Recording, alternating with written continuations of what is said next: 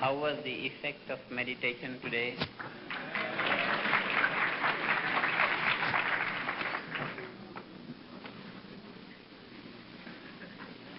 When I came here at about 5:45,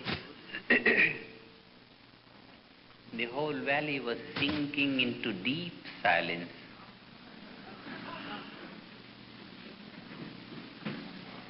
You could not have missed that even in your rooms. You felt that whole sinking feeling. Some 1 or 2 men were here and there, not of our group, but they were moving as if in solid mass of silence, without leaving any vibrations around them. The whole air was just deeply sunk in silence.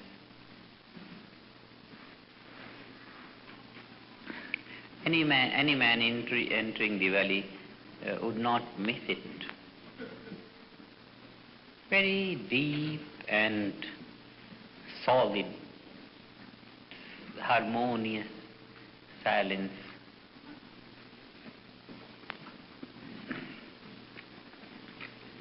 This is the intensified effect. 700 rooms producing that influence of deep peace. If we could have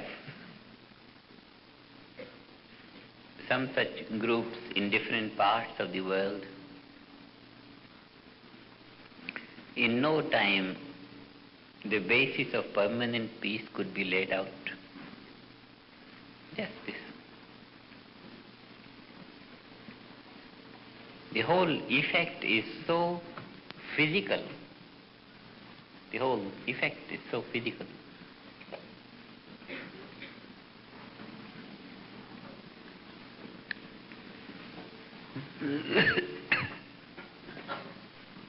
It is on this very perceivable results that we say, if people will begin to meditate, the whole atmosphere will be more harmonious, less hostile, and more conducive to life and progress on all levels.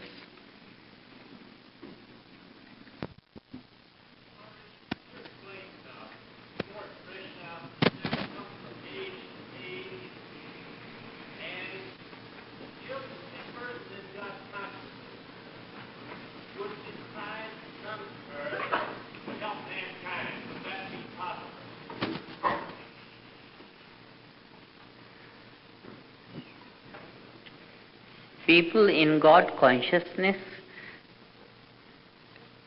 they do help the people, but until the body lasts.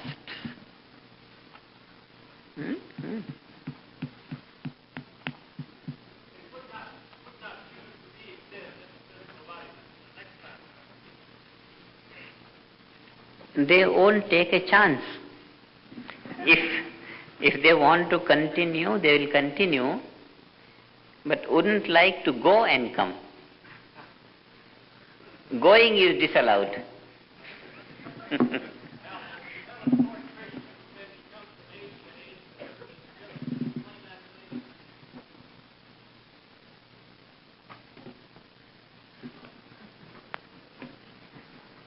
What happens is that the purpose of creation is evolution, and innumerable laws of nature are engaged in creating things and in evolving them. Creation, evolution, evolution, evolution. See how many such great variety is there in the cosmos, such great variety. And then everything has to evolve, evolve, evolve, evolve. All the cosmic intelligence functioning through the different laws of nature, is engaged in this one way to the higher evolution, to higher evolution. By the wrongdoings of man on earth, the whole atmosphere becomes strained, just as by our whole day meditation here. The whole valley is very harmonious and silent. We hear there are some groups also, some different groups other than us, but the whole influence in the air is dominating. Transcendental is meditation is dominating. Just as you are creating such wonderful influence from meditation, people who don't meditate create an atmosphere of stress and strain and tension. As this stress increases, the laws of nature working for the evolution of everything, their action becomes strained. In the areas where people are very strenuous, flowers don't bloom in full. The earth becomes less fertile. Undue rain, undue heat, epidemic, hostile tendencies, all these begin to develop. And as it develops, the functioning of the natural laws for the evolution of everything becomes more and more strained, and there is a limit to which the world's atmosphere could be strained. It's like you stretch a rubber band, and there is a limit to which it can be stretched, beyond which it can only break, and it breaks. All these wars, some fighting going on here, some fighting going on here, some here, all these are the expressions of the unbearability of the atmosphere for any more increase of stress and strain. It must break. It is the experience of all the people, if not of us, of people in the previous generations. There is a world war, and then the war is over, maybe in 2 years, 5 years, whatever. And then there is a lull for 20, 30 years. In that 20, 30 years' time, the people in the world have again strained the atmosphere. And now the breaking point comes, and it breaks here, and it may break here, it may break here. So, just as in the system is so framed that it keeps on eliminating stress and strain every night. Due to rest, stress and strain gets eliminated. But if it's more than what can be eliminated in one night, then it starts accumulating, and then the system can take so much and no more. Something will come up, some fever, something. So that it's just a cleansing process in the body, that the stress can be sustained to that degree and no more. Same thing in the whole atmosphere. So, these wars keep on happening, and then yet there are certain strains which keep on developing. When the whole way of life becomes so completely dangerous to human existence, dangerous to existence in creation, then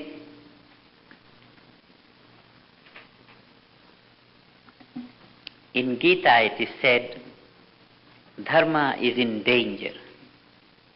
Dharma means that which upholds, that which sustains, And what sustains? That cosmic intelligence working through the laws of nature. Sustain. So when the laws of nature can no longer work, they are hampered. When they are that hampered to a very great degree, and there is no chance of any further progress, a sort of jam is found on the path of evolution. To clear that jam, some more powerful personalities come in. They clear the jam and establish a way of life which will naturally allow the people to produce more harmonious life-supporting influence, so that life-supporting influence could sustain the creation and sustain the laws of nature. And once revival comes and the way of life is revived, life-supporting influence starts to be emitted in the atmosphere. After some time, again man forgets. The whole thing becomes jumbled up. Again something comes, again something comes. Like that, revivals keep on coming, of different intensities. Revivals of different intensities come up, and then depending upon how long time their influence could last, then again a revival come, and then again. This keeps on. But in spite of these small revivals from time to time, the overall ignorance keeps on increasing. And when the whole thing gets upset, much bigger powers come, and then like that, and then much bigger powers are needed, and then much bigger powers are needed.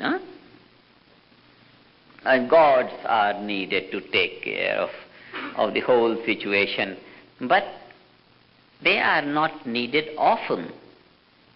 After millions of years, someone would be needed to take care of the whole deterioration. But generally, realized people keep on doing the awakening and keep on patching. It's just like a building. Ordinary repair work here and there, and nobody calls an architect an expert builder. Little bit here and there. But a time comes for the building. Maybe the whole thing has to be renovated. Maybe even the foundation has to be rebuilt. For that, big experts are needed. Just like that. The revival is important. And it is a natural process in creation. Individuals have little importance in this field. It's not the individuals, it's the time that does it. It's Mother Nature that does it. Individuals have no significance. They are just the mouthpiece of. So, all the revival, it's all brought about by the Almighty Nature, that's all.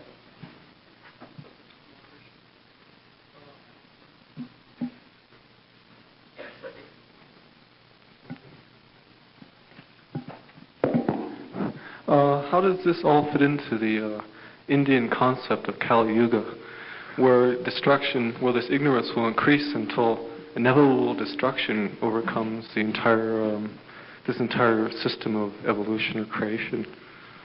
And how does transcendental meditation fit into the Kali Yuga, and so on?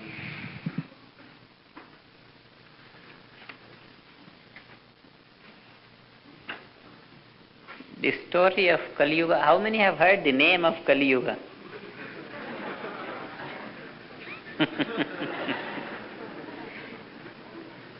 It's not so bad as it appears on the books.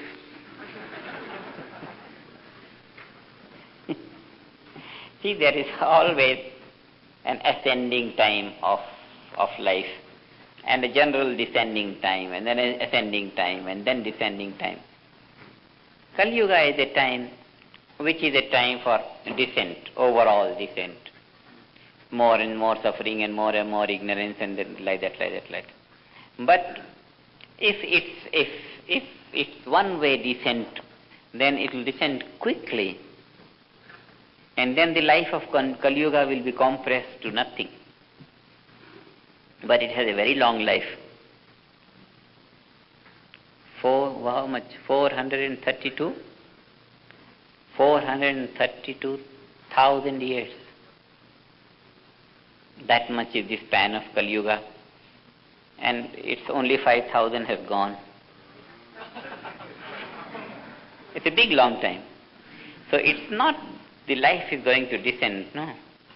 In the general descent, some ascent comes like that, and then a little bit, and then in the general it's going like that, but sometimes the waves come up high, and then. So SRM is an instrument for a rising time in the overall descent period. In the overall descent, this is a rising time, and then a rising, and then a rising. This is it. Even though the general descent is there, but in between these high waves come up,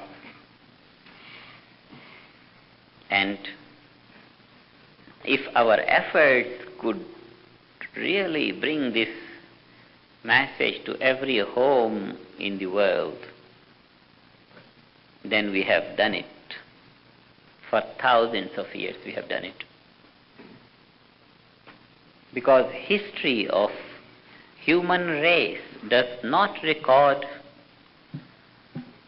a worldwide effort to enable every man to make use of full mental potential. This is just enabling a man to make use of full mental potential, straight away. And if our efforts could rise up to that, it's beautiful. Nothing greater than the man has known in his history. Yes?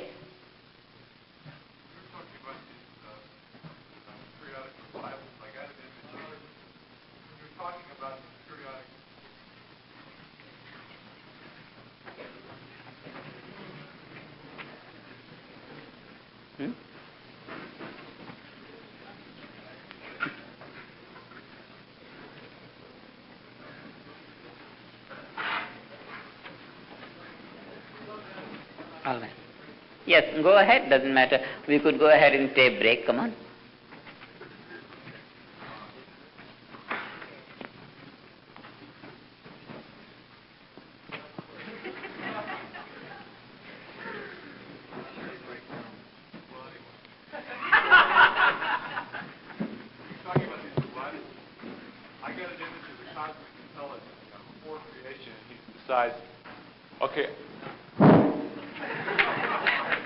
I got an image of the cosmic intelligence before creation saying, okay, now I'm perfect and I'm going to make a perfect universe, and I'm going to watch it work and I'm going to get a big charge out of it. So he makes his universe and some time goes along and he sees it's not working out right, it's running down. And so he says, well, okay, I'll send Krishna and I'll fix it up, But the thing is that he keeps having to do this, and I see him after several hundred cycles, scratching his head, wondering what went wrong. I'm perfect. How could I make a mistake? Yet there's something wrong here because I keep having to fix it. So why couldn't the cosmic intelligence just set things up so that everything would run smoothly and it would just be all upward evolution and there would be no need for Krishna? I think cosmic intelligence lacked one intelligence.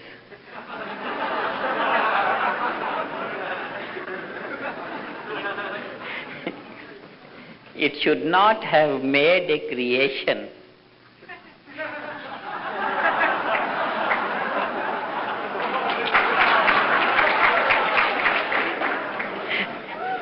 Because creation means many things.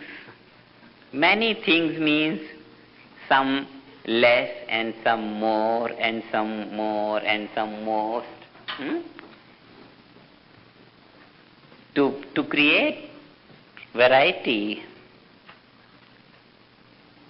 the cosmic intelligence could not but create more evolved life.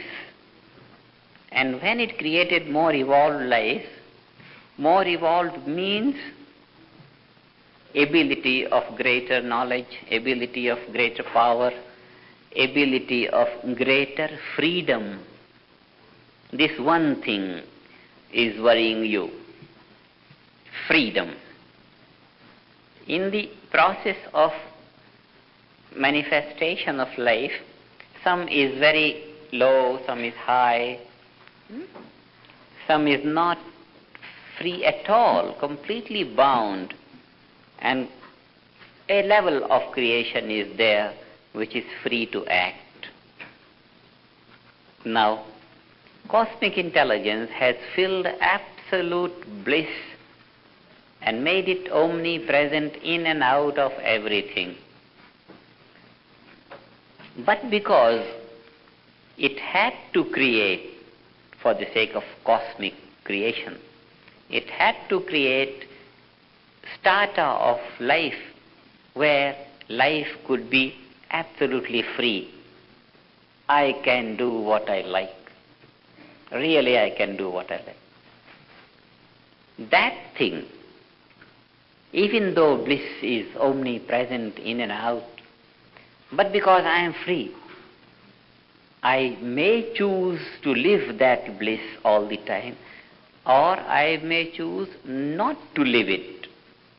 I may choose to go ahead on the path of evolution, or I may choose to go the other way. So, this has been the difficulty of cosmic intelligence, which it could not overcome with the desire of creating universe.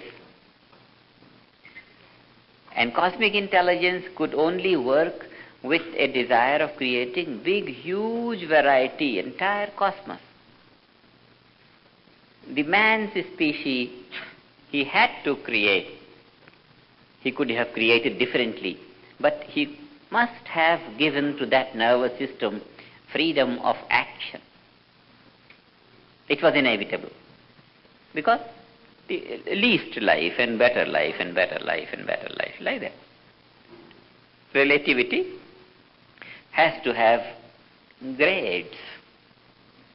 Because of this freedom, it's not cosmic intelligence that scratches his head.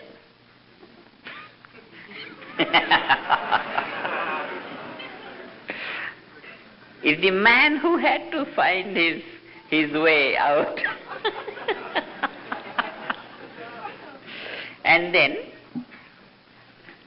it is the cosmic intelligence, by virtue of it being cosmic, that the entire setup of cosmic life is running automatically. The whole set is maintained in a channel, upward channel, systematically, always upward, higher life, evolved life, more evolved life. But man forgets his ways of life. He forgets that there is being inside. He just forgets that it's infinite energy and intelligence. For power he runs out. For knowledge he runs out. For happiness he runs out. For life he runs out. This is the deplorable state of human intelligence, that human intelligence brings upon itself. Aided by cosmic intelligence, human intelligence is cosmic. But when man doesn't tune himself with the cosmic intelligence, then he had to scratch his head, now what to do and what to do. And every day, and 10 times a day, he had to scratch what to do and what to do and what to do. Huh? And the whole setup is so natural that when man had to scratch his head 100 times a day and all the men do like that, then the whole thing is shaken. Naturally, someone comes and say, come on, you are inside, experience it and be it and accomplish what you want, and you don't have to suffer, and go ahead, meditate. The whole setup of cosmic intelligence is very, very automatic and nothing to be blamed, only man has to be more fully developed, and this will be with the knowledge of his inner potentiality. That's all. Once we have our 5-year plan for the youth of the world going, and if we have created a pattern that every father will give a copy of the 5-year plan to his son on his 13th or 14th birthday,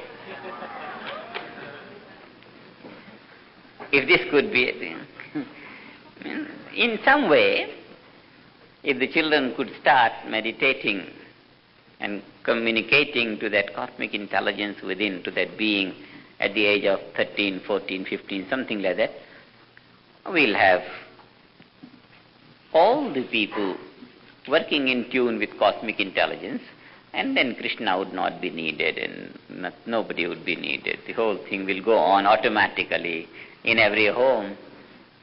Revivals will not be needed because extinction of knowledge will be missing.